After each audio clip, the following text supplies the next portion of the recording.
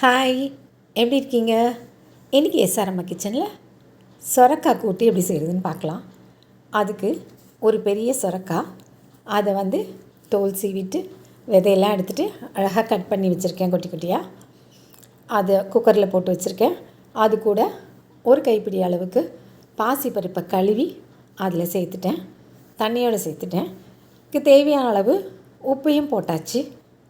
உப்பையும் சேர்த்து இப்போது இந்த காய் பருப்பு வேகிற அளவுக்கு தண்ணி கொஞ்சம் ஊற்றிட்டு குக்கரை நல்லா மூடி வெயிட் போட்டு வச்சிடலாம்.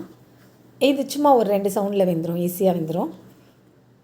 வெந்ததுக்கப்புறமா எடுத்து பார்த்தா பாருங்கள், நல்லா வெந்திருக்கு, சாஃப்டாக வெந்திருக்கு. இதை தாளிச்சிக்கலாம்.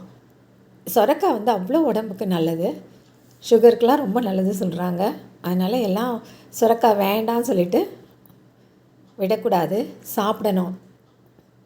இப்போது ஒரு கடாயில் தேங்காய் எண்ணெய் ஊற்றி அதில் காஞ்சதும் கடுகு உளுந்தம் பருப்பு போட்டு தாளிச்சிக்கலாம்.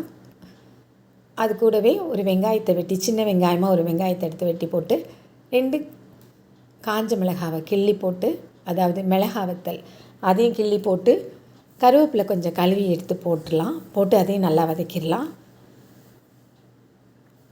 வெங்காயம்லாம் நல்லா வதங்கினதுக்கப்புறமா நம்ம வேக வச்சு எடுத்து வச்சுருக்கோம்ல சொரக்காய், அதை இதோடு சேர்த்துடலாம். வெங்காயம் கொஞ்சம் நல்லா வதங்கிடணும், அப்போ தான் வாசமாக நல்லாயிருக்கும்.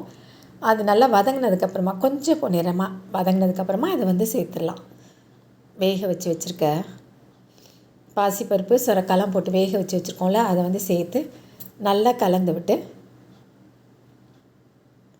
கொதிக்க விட்டுடலாம்.